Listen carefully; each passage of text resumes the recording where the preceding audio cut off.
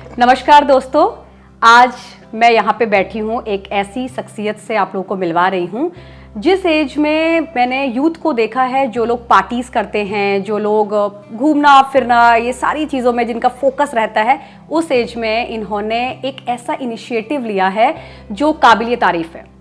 जहाँ तक कि अगर हम बात करें बच्चों को लेके, जब बात आती है छोटे बच्चों की परवरिश को लेके, छोटे बच्चों के डेवलपमेंट को लेके, वहाँ पे शायद बहुत बड़े बड़े लोग भी उस लेवल तक नहीं सोच पाते जिस लेवल पे इन्होंने सोचा और एक इतना बढ़िया इनिशिएटिव लिया है।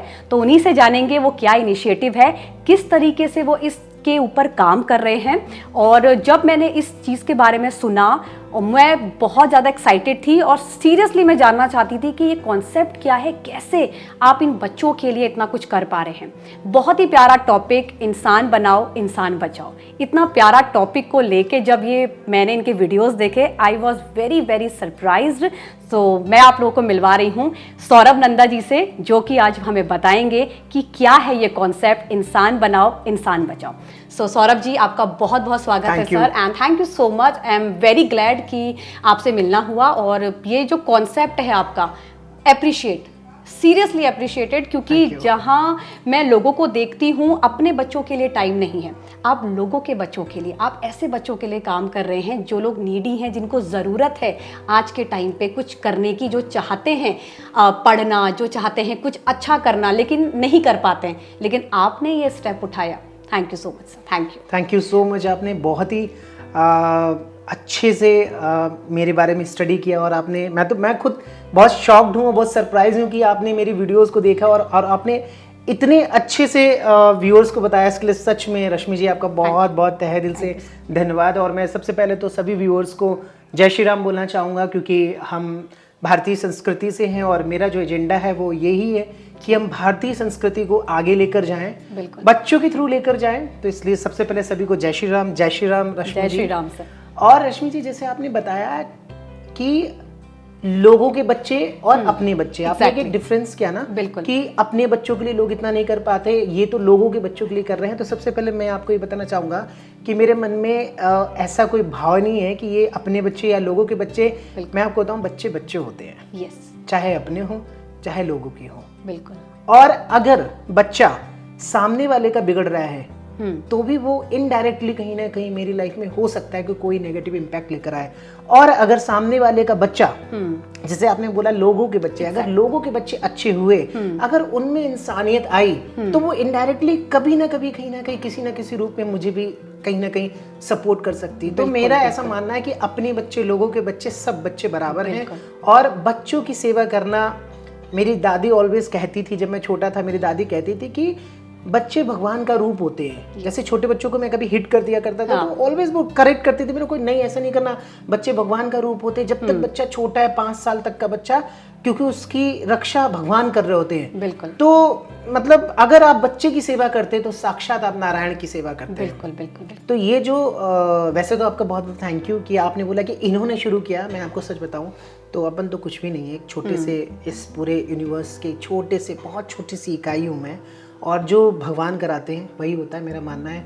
तो ये इसमें भी परमपिता परमेश्वर की कोई मर्जी नहीं होगी कि उन्होंने मुझे चूज़ किया कि आप, मेरे अंदर ये एक मैसेज दिया कि आप कुछ ऐसा करें, बच्चों को लेकर कुछ करें। तो ये जो हमने इंसान बनाओ इंसान बचाओ, ये जो मुहिम चालू की है, तो हम लोगों को इंसान बनाना चाहते हैं, लोगों में इंसानियत जगाना चाहते हैं। क्योंकि इंसान होने का मतलब ये नहीं है कि मेरे 2 हाथ हैं, उंगलियां हैं, मेरे पैर हैं, मेरी आंखें हैं, मेरे कान हैं, ये एक शरीर मिल गया तो मतलब हम इंसान बन गए। ये तो एक शरीर है, जो शरीर तो जानवरों के पास भी होता है। बिल्कुल। तो फिर जानवर और हम में जो होमो सैपियंस हैं, हम लोग, हम में डिफरेंस क्या है?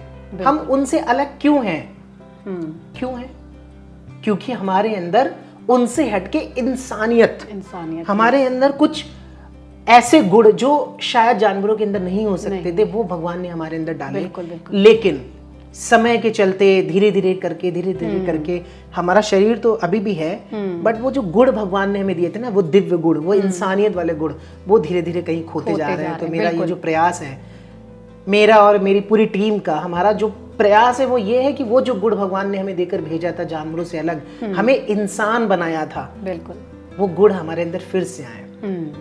और चूंकि मेरा ऐसा मानना है और ये फैक्ट है कि किसी भी पेड़ की पत्तियों पे अगर आपको कुछ चेंज लेके आना है या पत्तियों में कोई बीमारी है तो उसको वहां पे आप काटा छाटी करेंगे, कुछ नहीं होने वाला। बिल्कुल, बिल्कुल। आपको पहले देखना पड़ेगा कि इसकी जड़ में क्या, जड़ों में क्या है। बिल्कुल सर। तो आज पूरी दुनिया के लोग या इनफैक्ट कहेंगे भारत में हर इंसान, हर धर्मगुरु, हर आप देखें नेता, पॉलिटिशियन, हर मोटिवेशनल स्पीकर यूथ को टारगेट कर रहा है। यूथ को ऐसा करो, यूथ को वैसा करो, युवा को हम ये करना चाहते हैं।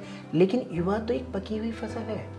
यस, हमें रूट पे काम करना पड़ेगा। रूट क्या है? हमारे बच्चे। आप युवा को संभालने लगे, उसका तो जो कुछ होना था हो गया।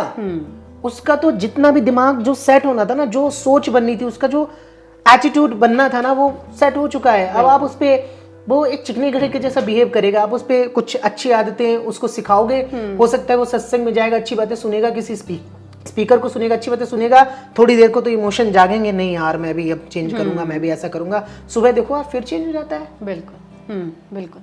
उस पर कोई असर ही नहीं होता है और हम बेवजह यूथ को संभालने में लगे हैं। तो मुझे ऐसा लगा कि सबसे बड़ा जो गैप आ रहा है भारत के अंदर कि बच्चों पे फोकस नहीं जा रहा है। बच्चों के अंदर अगर हम वो जो इंसानियत वाले जो गुण हैं, वो दिव्य गुण अगर हमने उनमें इनकलकेट कर दिए तो वही बच्चा एक दिन बड़ा होगा और जब वो बचपन से इंसानियत सीखेगा ना तो वाकई में वो एक इंसान बनेगा। ये है हमारा इंसान बनाओ इंसान बचाओ, कि बच्चों को हमें, हर घर के बच्चे हमें इंसान बनाने हैं। Very nice sir, very nice. मतलब काफ़ी इंटरेस्टिंग भी है, ये सुन के भी अच्छा लग रहा है। क्योंकि आजकल मैं खुद में अपनी बात करूं, मेरी भी 2 बेटियां हैं जी। कितने बार ऐसा होता है कि मैं चाहती हूँ, क्योंकि हम टीवीज देखते हैं, मूवीज देखते हैं, और मूवीज में तो सब स्क्रिप्टेड होता है, वो संस्कार, वो सुबह उठ के बच्चे मम्मी पापा के पैर छू रहे, सारी चीजें, लेकिन सच में ऐसा नहीं होता सर। ग्राउंड लेवल पे नहीं है। मैं अपने घर की बात करूं, मैं भी चाहती हूँ मेरे बच्चे भी सारी गुड मॉर्निंग बोलेंगे, मम्मा गुड मॉर्निंग, किसी भी करते हैं उठते ही, लेकिन कहीं ना कहीं को रहता है कि बेटा दादाजी के पैर छुओ, तो उस टाइम तो वो छू लेते हैं, लेकिन रेगुलरली वो नहीं कर पाते। तो उस टाइम पे लगता है कि वो शायद संस्कार में बच्चों को शायद नहीं दे पा रही हूँ, कहीं ना कहीं वो चूक मेरे अंदर वो हो रही है। तो इस चीज़ पे आप क्या कहना चाहेंगी कि क्या यहाँ पे इंसान बनाओ इंसान बचाओ ये मदद कर सकता है हमारे जैसे पेरेंट्स के लिए, हमारे बच्चों को वो संस्कार देने में, वो ग्रोथ देने में? देखिए, जैसे आपने बोला कि आज कहीं ना कहीं जो बच्चे हैं टीवी में तो या मतलब वीडियोस में या इंटरनेट की दुनिया में तो वो ऐसी चीजें देख रहे हैं कि एक संस्कार दिखाया जा रहा है, बट वो क्या है, वो रियल लाइफ है। रियलिटी में क्या है, ये सारी चीजें धीरे धीरे खत्म होती जा रही है। लेकिन अगर आप आज से 20 साल पहले जाएंगे ना, 25 साल पहले जाएंगे, जब मैं छोटा था तो उस समय ऐसा नहीं था। उस समय वाकई में हमें ये चीजें सिखाई जाती थी कि हम अपने घर, मतलब ये मेरा रिकॉर्ड रहा है और हमारे सारे भाइयों का, हम 4 भाई हैं, हम चारों भाइयों का ये रिकॉर्ड रहा है कि हम बिना पाँव छुए मम्मी पापा के या दादी दादा के या घर में जो भी हमारे बड़े हैं, हम कभी स्कूल नहीं गए, कभी। आजकल तो बच्चे, एक चीज और मैंने देखी है कि एग्जाम वाले दिन छू लेते हैं कि आशीर्वाद मिल जाए, मेरे मार्क्स अच्छे आ जाएंगे। अरे भाई एक बात तो सुनो, जब वो एग्जाम की तैयारी करने में अगर आप आशीर्वाद नहीं लेके गए, 365 दिन आपने आशीर्वाद नहीं लिया और एक दिन आप एग्जाम वाले दिन आशीर्वाद ले लोगे, वो फलीभूत नहीं होने वाला। बिल्कुल बिल्कुल। पर अब इस चीज में ना बच्चों की भी गलती नहीं है।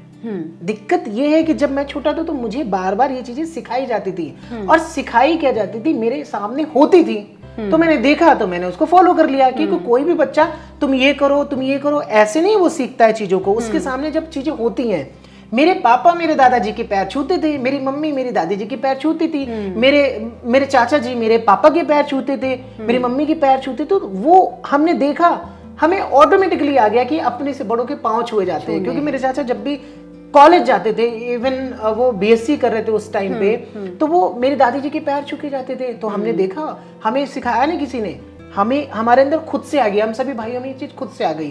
फिर हमारी जो शिक्षा हुई वो भी, शुरुआत की जो एजुकेशन हुई वो मेरी सरस्वती जो ज्ञान मंदिर होते हैं वहाँ पे हुई। तो वहाँ पे ऑलरेडी ये सारे जो भारतीय संस्कार हैं ये हमें सिखाए जाते थे कि जैसे ही आप स्कूल जाएंगे अपने टीचर्स के, गुरुजनों के पाँव छुएंगे। तो आज की डेट में वो चीज मिसिंग है, क्योंकि बच्चे देख नहीं रहे हैं। अब कितने जो पिता हैं वो अपने पिता के पैर छू के अपने बच्चों के सामने जाते हैं अपने ऑफिस। क्वेश्चन ये बहुत बड़ा है। बिल्कुल।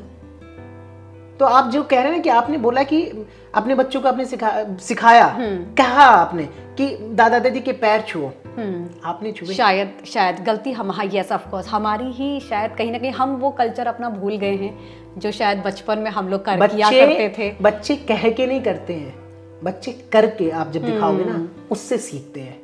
और इनफैक्ट कोई भी हो आपके सामने, अगर मैं बोलूंगा कि रश्मि जी ऐसा करो, रश्मि जी वैसा करो, आपका बॉस है, आप जॉब करते हो, आपका बॉस आपको इंस्ट्रक्शन दे कि रश्मि जी ऐसे किया करो, रश्मि जी वैसे किया करो, तो शायद आपको ना हो सकता है उसके डर से आप उसके सामने कर लो, फिर बाद में फिर आप जैसे के तैसे हो जाओगे, क्योंकि उसने करके नहीं दिखाया। अगर वही काम वो करके दिखाए, एक दिन आप नहीं करोगे, 2 दिन नहीं करोगे, 3 दिन नहीं करोगे, चौथे दिन आपको शर्म आ जाएगी कि हमारे सर तो फाइल को ऐसे रखते हैं, तो मेरे को भी ऐसे ही रखना है। बिल्कुल। तो बच्चे करके नहीं, कह के नहीं, जब आप करके दिखाओगे। अगर आपको चाहिए कि आपके बच्चे आपके घर के बड़ों के पांव छुए, तो बच्चों को बोलोगे कुछ नहीं होगा, आज बोलोगे छू लेंगे, कल फिर वो भूल जाएंगे। करके दिखाओ।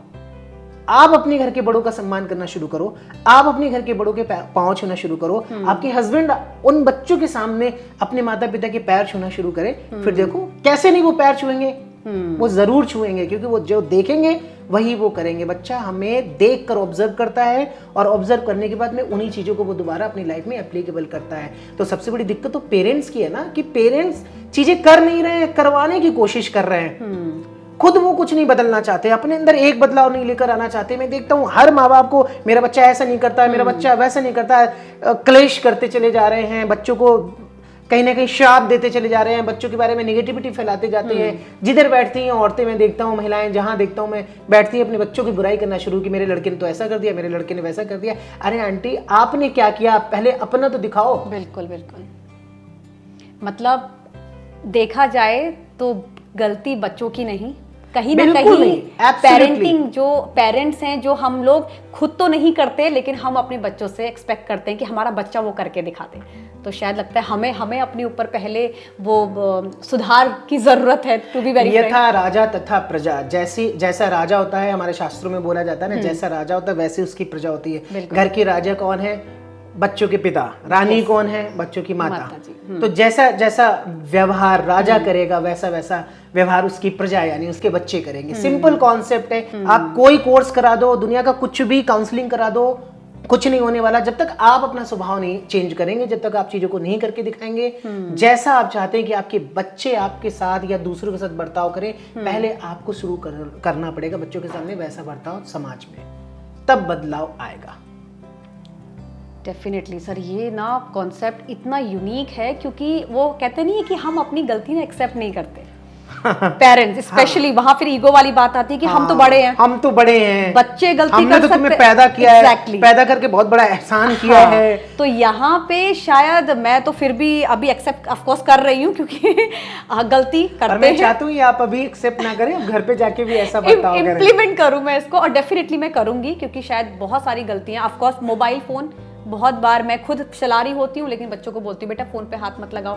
अब मैं कर रही हूँ, बच्चे तो मुझे ही देख रहे हैं। तो यस, आप बिल्कुल सही कह रहे हैं सौरभ जी, और ये बहुत ही ज़बरदस्त टॉपिक है कि पेरेंटिंग, मतलब हम लोग जो पेरेंट्स हैं, हमें सोचने की ज़रूरत है।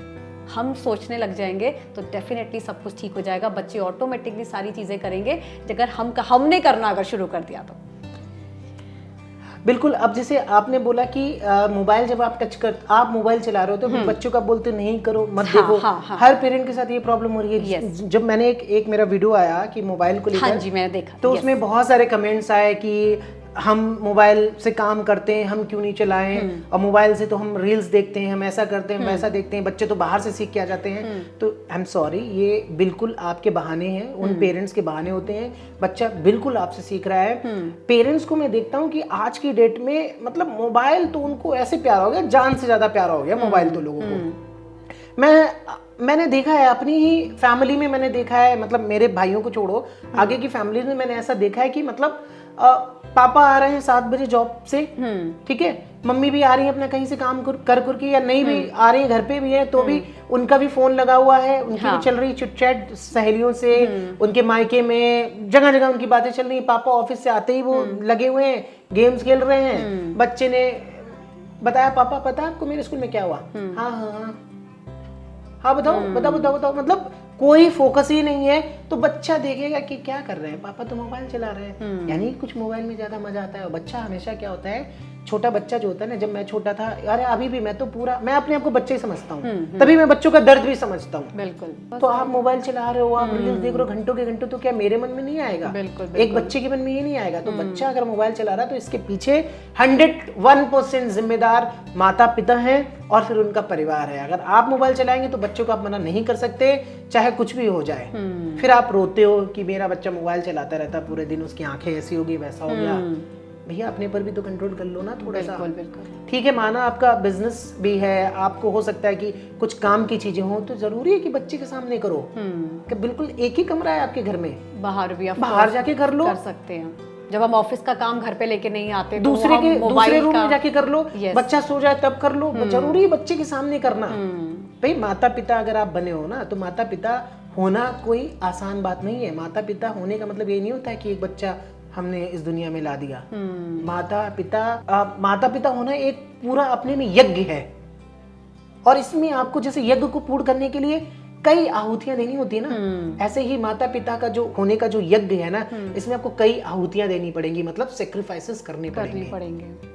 और हमने 2-4 सेक्रीफाइस किए, हमने तो तुम्हारे लिए बहुत कर दिया। गिना भी देते हैं, गिनाते भी हैं बच्चों को, मैंने देखा है गिनाते हैं। हाँ बिल्कुल। भाई बच्चे ने बोला था यज्ञ में आके बैठो। हाँ। आपने यज्ञ शुरू किया तो फिर अब अंतिम क्षणों तक आपको आहुतियां देनी पड़ेंगी। तो ये मोबाइल की जो आहुति है ना, ये भी देनी पड़ेगी। मोबाइल का सेक्रीफाइस भी आपको करना पड़ेगा अगर आप चाहते हैं कि आपका बच्चा मोबाइल ना देखे। अगर आप उसकी जिंदगी संवारना चाहते हैं ना, तो आपका बच्चा मोबाइल ना देखे, इसके लिए आपको मोबाइल छोड़ना पड़ेगा। मैं ऑलवेज बोलता हूँ, मेरे स्कूल में भी मुझे सिखाया गया था कि शिशु एक ऐसा गमला होता है, इस मिट्टी में चाहे तो आप चाहो तो इसमें कांटे बो दो, नागफनी का पौधा बो दो, चाहो तो आप इसमें बढ़िया सा कोई प्यारे प्यारे फूलों वाला पौधा बो दो, इसमें उग दोनों आएगी। मिट्टी मना नहीं करेगी कि नहीं नागफनी मेरे में मत बो, मेरे में गुलाब बो। वो नहीं बोलेगा, ये गमला नहीं बोलेगा ना। ऐसे ही बच्चा नहीं बोलेगा कि मम्मी मुझे नेगेटिव चीजें ना दो, मुझे पॉजिटिव चीजें दो। और एक चीज और बता दूं, नेगेटिव चीजें अपने आप आ जाएंगी बच्चे में, पॉजिटिव चीजें आपको देनी पड़ेंगी। यस। इस मिट्टी को आप बाहर रख दो, तो इसमें अच्छे फूल बोने के लिए आपको ना काम करना पड़ेगा, इस मिट्टी को खोदना पड़ेगा, इसमें आपको बीज बोने पड़ेंगे, लेकिन इसमें घास ऑटोमेटिकली आएगी। यस। तो बच्चे ऑलरेडी नेगेटिविटी इतनी एक्सेप्ट कर रहे हो, तो ऊपर से माता पिता भी उनके सामने नेगेटिव कर्म करेंगे, तो फिर वो कैसे मानेंगे?